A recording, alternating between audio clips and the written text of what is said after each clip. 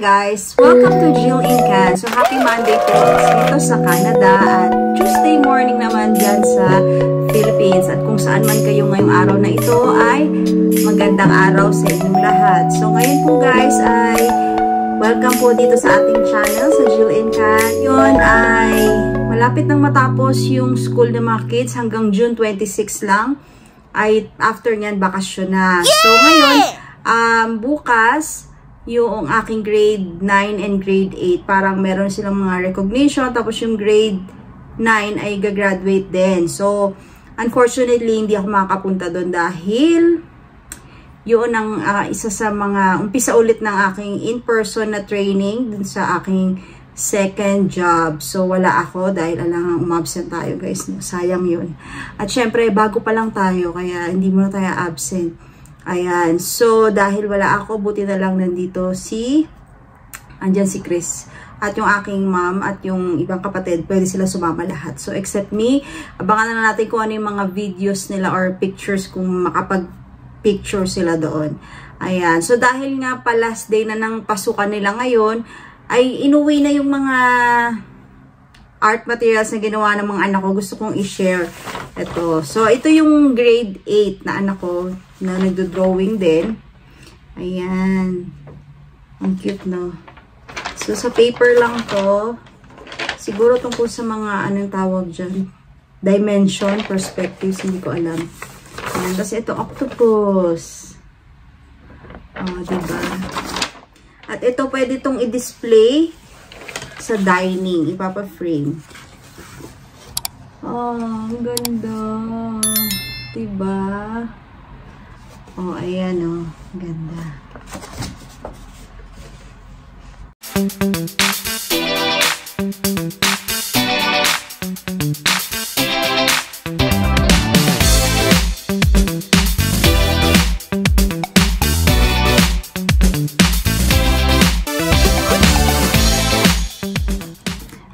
Hi guys! So, maaraw na talaga ngayon dito guys sa Canada at especially here in Edmonton, Alberta. Mahangin siya na maaraw. Kung nakita nyo naman dito sa umpisa na ating video ay ang ganda ng weather niya, no? Although, pag lumabas ka talagang medyo mainit din siya sa balat. Kaya minsan, mas maganda kung naka-long sleeves tayo lalabas dito.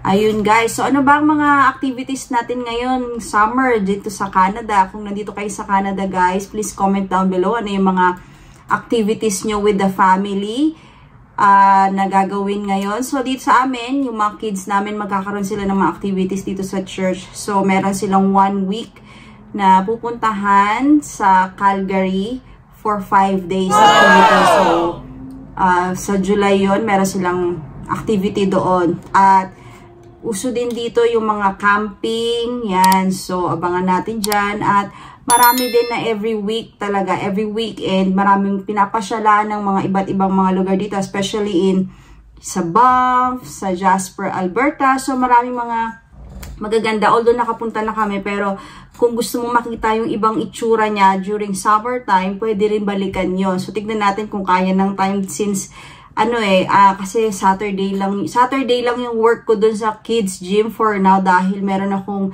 isang work na Monday to Friday, kaya medyo ang schedule natin ay hindi tayo medyo makasingit sa mga ganyan. But that's fine naman kasi syempre kung mag-i-stay naman tayo ng matagal-tagal dito, hindi naman tayo masyadong nagmamadali para mapuntahan muna yan. So, muna tayo, work muna tayo habang wala pang school yan para makapag-ipon tayo. Ayun. Pero yung mga kids kasi, so since summer naman, wala naman talaga silang pasok at yun naman ay church-funded activity. So, wala rin kaming gagastusin doon. Kaya, yan. So, okay naman na umattend sila doon. At saka safe naman yung activity. Maganda yung mga programs na dinesign nila para sa mga youth age.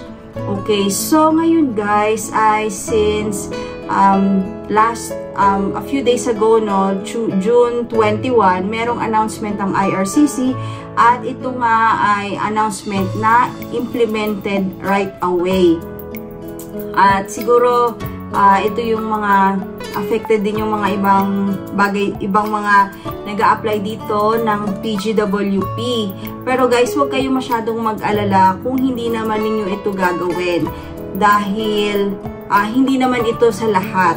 Okay, so yung gusto ko sabihin ay tungkol sa no more issuance ng PGW permits via flagpoling. So, hindi po ibig sabihin na wala nang ibibigay na PGWP sa mga graduates natin ngayon. Pero yung mga magpa-flagpole ay hindi po sila i-issuehan ng PGWP doon immediately, no? So, kung kayo ay isa sa mga natamaan sa pagpasok ng announcement na yon or nagpaplano kayo na mag-flagpole, ay hindi na po ina-allow ng IRCC na mag-flagpole ang mga PGWP applicants. So, ano po ba ang ibig sabihin ng PGWP at flagpoling? So, PGWP is the Postgrad Work Permit na one time lang ito binibigay sa mga nakagraduate dito sa Canada na mga international students. It allows us na magkaroon kami ng privilege to get the permit to study and live in Canada for a certain period of time kung ilan yung ibibigay nila. But mostly, kapag 1 year ka dito nag-study, you will get 1 year. So, dito po ay, I'm talking about the old policy na naabutan ko. Kung naman ay 2 years, ay meron kayong 3 years na PGWP o yung permit na postgrad work permit na pag-i-stay dito. At ang PGWP guys ay pwedeng i-apply online or by paper. Tapos yung processing nito, so bago mag-apply ka ng PGWP permit mo, kapag natanggap mo na yung completion letter mo from your school, ay pwede mo nang isubmit yan sa IRCC. So, yung sagot naman nun ay hindi ganun kabilis. Minsan, it takes 3 months to 5 months. So, hindi natin sure kasi wala pa ako sa ganung level, guys. Pero, as far as I heard, no, ganun nga yung time frame na matatanggap yung PGWP. At, syempre, guys, yung iba naman, gusto nila na matanggap agad nila yung PGWP. Although, whether you don't have that PGWP, once you have submitted yung application mo sa IRCC, ay naka-implied status ka na. Ibig sabihin, pwede ka na namang mag-work. Wala namang problema doon. You can get full-time job as long as na-submit mo na. I think meron kang pwedeng ipakita sa iyong company na you have submitted, na ang tawag dito ay implied status. Yeah, so, nung pinag-aaralan ko tong pagpunta sa Canada, yun yung mga terms na ano ba yung implied status, ano ba yung PGWP, yan. So, kailangan guys, when we are preparing to come to Canada, alamin natin yung mga terms na pinag-uusapan, yung mga SP, OWP, yan. So, flagpoling. Ayan. So, ano naman itong flagpoling na ito? Yung flagpoling ay mag-exit tayo sa Canada at papasok ulit tayo doon sa borders, no? Like, especially sa US, dahil katabi ng Canada ang US. So, merong mga borders na pwede kang pumasok doon at doon sa pagpasok mo, doon ka i-issuehan ng PGWP o yung postgrad work permit mo kapag ginawa mo ito. So, nagtingin-tingin ako sa mga sa internet na dati talagang sinasuggest na how to get your PGWP faster as an international student. So, yun nga yung sinasuggest nila na mag-flagpoling, which is hindi naman siya masama kasi legal naman siyang ginagawa talaga dito. Especially for the international students, para meron na silang paper na ipapakita if they want to present it doon sa company na ina-applyan nila. Pero actually, yun nga no, kung whether ma-approve ka man o hindi, at least alam mo na, same lang naman yun ma-approve ka rin naman or hindi ka ma-approve, matatanggap mo rin naman yung sagot, kaya lang mas matagal. But the IRCC or si Honorable Mark Miller ay gusto niya na maging fair sa lahat, na kung ang ibang tao ay nag-a-apply online, everybody should go there and get it online, no? Kung ang lahat ng tao ay mag-a-apply online at magwi-wait at a certain time, so gusto niya na pare-parehas lang, to be fair, equal kayo, na doon kayo nag-apply, doon kayo mag-wait doon sa process na yon. Kasi yung flagpoling guys, within 24 hours babalik ka agad, no? So mabilis lang yun, makukuha mo na agad yung PGWP mo. Which, ang problem po dito, kaya nila ginawa yan dahil nga, ang borders ay meron silang ibang function na ginagawa. So, sa mga security purposes, yung mga commercial goods na dumadating, so dahil nga borders yan, no, sa lahat ng parating. So, it disrupts yung activity nila kung lahat ng mga international students gagawin yon. And nasa 20 to 25% ang international, doon sa mga activities na nangyari sa borders, no, 20 to 25% doon ang ine-entertain ng borders, no, para doon sa pagkuha ng PGWP, which interrupts yung or disrupts yung normal activity nila para sa mga bagay na dapat nilang gawin doon. Kaya nga gusto nila na pantay-pantay lang, hindi na yung may mauunang makakuha, ganyan. Ayan, so ano ba yung mga port of entry na ito? It was reduced to 12 port entries. Ito, tingnan natin guys, yung port of entries. The 12 checkpoints that we'll see their flag polling's limited services are, so ito sa Quebec, Armstrong, Quebec, Fort Erie, Ontario, St. Armand, Philipsburg, Quebec, St. Bernard de la Colle, Quebec, Stansted, Route 55, Quebec, Aldergrove, Pacific Region, Douglas, Pacific Region, Niagara Falls, Rainbow Bridge, Ontario, Queenston, Lewiston Bridge, Ontario, Pacific Highway, Pacific Region, Boundary Bay, Pacific Region, Abbotsford, Huntington, Pacific Region. So, according to the CBSA's official website, flag polling is a viable alternative to accessing online immigration services. However, the office warns that those going for this approach may face long lineups and their turn to access services may not come before the end of service hours. So, dahil nga na-reduce to 12 na may limited services na sila, so you may face longer lineups at baka matapos yung end of service ay hindi ka ma-accommodate. Kaya, sabi nila, we highly recommend you use IRCC's online services. Okay? Because sabi nga dito, however, flag polling helps with skipping up to 3 months wait period for services such as the work and study permit renewals. Yan, yung PR confirmation, temporary residence status extension. Ayun, so yun nga lang mapapabilis ka, no? Pero syempre, gusto ng Canada na maging fair sa lahat. At may isa pa nga akong nabasa, sabi niya, it's not a Canadian attitude na yung may mauuna, ganyan. So, yung Canadians, they are good na to wait, no? Hindi yan yung Canadian attitude na yung nag-jump ka, yung may mauuna, ganyan. So, guys, so yan lang naman yung sinabi ng IRCC regarding the flag polling na non-issuance of PGWP. So, guys, huwag kayong mag-worry kung baka isipin nyo sa news na ito ay wala nang ibibigay na PGWP. Meron pa din po.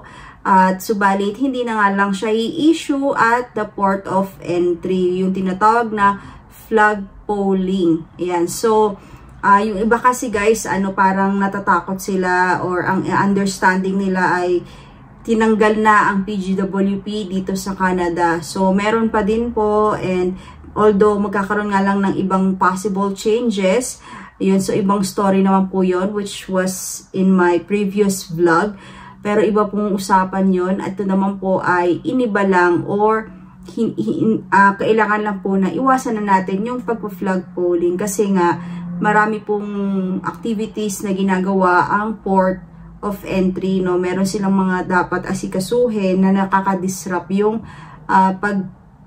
paglabas-pasok ng mga international students just to get the PGWP. So, yun guys, at so kung graduate ka ng batch ngayon ng mga international students, congratulations sa inyo guys sa inyong graduation, and I wish na maganda at successful ang inyong journey dito sa Canada at makamtan nyo yung dream na maging PR. At ayun, so ganun din, congratulations sa ating yung mga anak din natin, no? Yung mga graduate ngayon, yung mga nagbo-moving up, maraming Congratulations sa ating mga kids na nagmo-moving up ngayon at mga nag-graduate. Yan, so dahil yung mga anak ko ay nagmo-moving up, nag-graduate din. Kaya bukas nga wala ako sa graduation ng anak ko dahil nag-start na yung aking in-person. So nag-in-person din dati, pero yung in-person na yun ay sa mismong actual na venue. So pero yung training namin bukas, it's about yung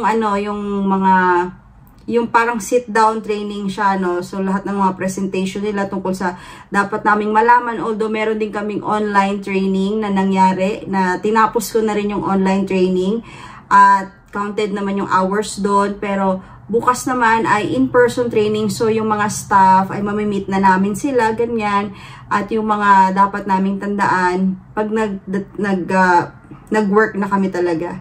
So 2 days yun, tapos on the 3rd day meron kaming on location na kung saang facility kami i-assign, at mamit na namin yung mga ka-group namin, tapos yung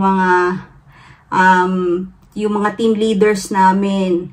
Yan, at yung mismong location, kasi parang hindi naman dito sa yung mismong malapit sa amin, kasi iba yung program nila dyan, pero doon sa isang location, yun yung nire-rent nilang place just for the summer camp.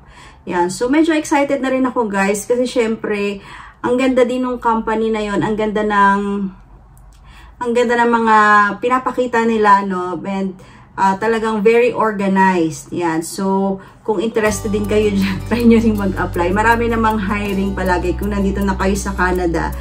Kung meron kayong ma-experience with handling children or young adults with special needs, yan, so yun yung mga kailangan doon na mga hina-hire nila. Kung meron kayong mga comments and questions guys, please leave a comment below, and please don't forget to like and subscribe to my channel, and please share. At maraming salamat din sa ating mga new subscribers dito sa channel, and thank you for helping my channel grow. At pagpatuloy lang natin guys, so mag-comment kayo dyan and keep the likes going up, yan, so para malaman natin kung okay pa ba yung mga ginagawa natin, para naman ma-inspire tayo dito sa ginagawa natin guys. So thank you very much, at I'll see you in my next vlog. Have a great day. Bye!